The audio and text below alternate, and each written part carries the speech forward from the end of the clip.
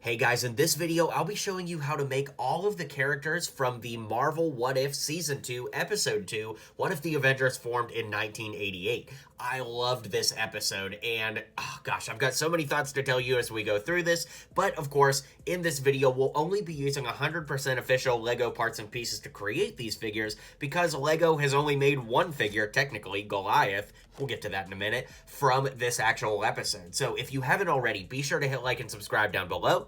Check out all of my other LEGO, Marvel, and DC videos here on the channel, and let's get into the video. You know, it occurred to me in the last video that I put the Watcher in the thumbnail, but I didn't actually put him in the video. So, of course, there is an actual LEGO Watcher minifig. This came out in 2021 with the Iron Man Sicarian armor, which, ironically, it looks like we're going to get more explanation for that later in the season. So, that being said, I just used the Watcher from that. I have seen where people will add studs to the bottom to make him taller. I suppose you could do that, but honestly, I'm fine with the minifig as is. Alright, so this episode centers around a young Peter Quill coming back to Earth. In order to build this, I went ahead and used this torso from Harry Potter. I think it works really well for what we see on screen. Speaking of Harry Potter, the head comes from Ron. I gave him short blue legs and the hair from Emmett from the Lego Movie, because I think that cowlick in the back works pretty good here. And for an added bonus jumping ahead in the episode a bit, I put the baby rocket figure in his hand, so it's like that stuffed animal that he takes from Coney Island. I think that worked out pretty good, and I like the way this one looks a lot. Now, I've mentioned this in videos before, but you guys may not know that Kurt Russell and Michael Douglas are my two favorite actors of all time, so for both of them to be in the same project was an absolute mind blow for me. Of course, here we have young Ego, and for the head, I actually used Knight Rider's head from LEGO Dimensions. This works because I think it looks a lot like the young Kurt Russell they went for in this episode, but also there's the joke about David Hasselhoff in the Guardians movie, so it's kind of meta in that sense. For the hair, I wasn't sure to go with longer hair or the Han Solo hair, so I did go with this. You could use kind of like the long brown hair if you wanted, like Kylo Ren style hair in brown. I just think that this looks a little bit better, so that's what I did here. I gave him a dark brown cape. The torso is flipped around, but that's actually from the Dino Hunter from the LEGO CMF series. He's got tan hands to match, and the legs come from Lor San Tekka from Star Wars The Force Awakens. Now, because it's 1988, we do get to see Peggy Carter and Howard Stark in action at S.H.I.E.L.D. Now, for both of these figures, I was really just going for the aesthetic more than, like, exactly what they wore on screen. And so, for Peggy, I went ahead and used this torso from Grip Hook, actually, from Harry Potter. I just think that it works pretty well with black arms and black legs, and the head and hair from the CMF version of Captain Carter. Then, for Howard Stark, I used the head and hair from Vernon Dursley from Harry Potter, with the torso from Alexander Pierce from the Avengers Tower, actually. I believe it's come in Harry Potter as well. Somebody can let me know in the comments if that's so. I think it might have come in Gringotts Bank, but he, of course, has gray legs to complete the suit, too. So in the LEGO Marvel Collectible Minifigure Series 2, we got Goliath, and he actually showed up in this series, so now we have full context for who this is and how cool he was in this episode. Of course, I love everything from the Ant-Man universe. Ant-Man is my favorite Avenger. Yeah, I know, nobody else thinks that, but hey, it's my opinion. Anyways, it was really cool to see Lawrence Fishburne back as Bill Foster, and because the minifig from the CMF series is literally perfect right out of the box, there's really nothing I can update here. I mean, you got printed arms, dual molded legs. What more could you possibly want, folks? I love this figure, and it's great to know his context in the show now that the episode is finally out. I want to let you guys know, my friend Brody and I designed a LEGO Kiss set, so we need all the support we can get from the Kiss Army. If you would click the link in the description of this video, you can support the set, and if we get enough supporters, LEGO will actually consider making it into a real set. So let's get those supporter numbers up, and thanks so much for that. King T'Chaka is in this episode as well, and it was just so cool to see the 1988 Avengers assembled.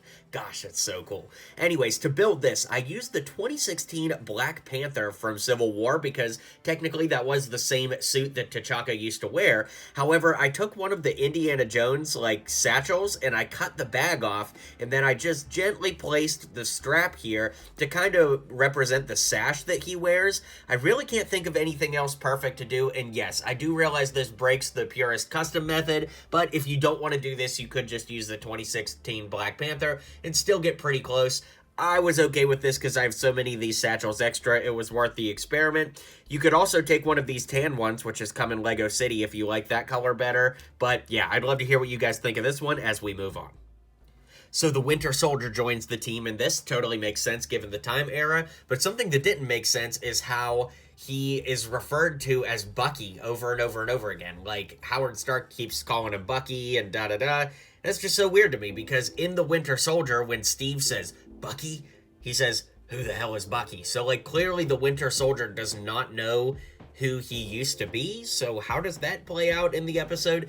Anyways, back to the Lego costume. This is actually the 2015 polybag version of the Winter Soldier. No updates are made here because I have always felt like this figure was literally perfect from day one, and it gives us the mask for Winter Soldier. It's literally perfect, and I love it as is. So Hank Pym from the comics is one of my favorite comic book characters. Yeah, I know he's got a checkered past, but I still like the concept of the character, and I think he's been written pretty well. So every time one of my favorite actors, Michael Douglas, plays him in the MCU, I am excited. He spends most of this episode with his mask off, so that's why I'm showing you him here the way we did. I used Han Solo's head with some flat brown hair with the 2015 Ant-Man torso and legs because, you know, Hank is wearing his original Ant-Man suit, and that's what the 2015 Ant-Man minifig is based off of. Now, if we go ahead and take that head off, we could put this head on. You'll see that I used the Space Batman head with the classic Ant-Man helmet. Now, of course, there is a more modern version of the Ant-Man helmet from Avengers Endgame that you could put on there too. I think that works great as well. However, because this is the original Ant-Man, if you will, and we're throwing it back, I thought it'd be fun to throw back to the original Ant-Man helmet. And since you're going to have the torso and legs here anyways, you would presumably have that Ant-Man helmet versus needing to hunt down yet another piece. So there are lots of options here, and I always like to give you as many options as possible while staying within the limits of, ease. One other thing I want to add in, and I love talking about Ant-Man, so don't mind me dragging this out, is there are these arms. They're black and red arms from the Surfer character from the LEGO Collectible Minifigure series. I feel that these arms add a lot of detail to Ant-Man. I can understand if you don't want to use them because the Hank Pym Ant-Man suit is pretty basic, but when you're talking about the modern Scott Lang version, it does look really good with those printed arms, and I have put them on the classic Ant-Man in the past, but again, I just want to show you guys lots of options that you could use. Wendy Lawson showing up in this was actually a pretty big surprise for me. So to build her, I used this parted hair from the LEGO BTS set with the head from Black Canary from the LEGO Batman collectible minifigure series. The torso is the green Kree torso from Captain Marvel from the Walmart polybag with black arms and hands and black legs. Young Hope Vna Dyne basically moves the story along in this, so I like this figure a lot. The torso is actually flipped around. It's just a generic city torso in blue with these light blue short-sleeved arms to match. Then I gave her gray short legs with the cassette piece that has come in several sets. At least I think it's come in several sets. Anyways, most recently in the Guardians of the Galaxy Advent Calendar. The head is just one of the little kid heads. I believe it's from Lex from Jurassic World, if I'm not mistaken, and then I just gave her some ponytail brown hair to finish the look. And finally, we've got Thor, who shows up for the battle. That was really cool, and again, with the timeline, totally makes sense. Here, we've got this torso from Age of Ultron with dark blue legs, of course Mjolnir, the head from the Age of Ultron era, as well as Old Man Luke Skywalker's hair.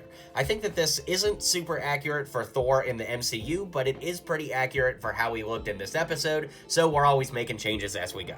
With that being said, let's bring it to a close and wrap up this video. Alright guys, thanks for hanging out with me today. Be sure to hit like and subscribe so you don't miss my future What If videos, as well as all the other cool content that's happening on the channel. Would love to have you stick around for that, so I'll see you on the next video, and until next time, build on.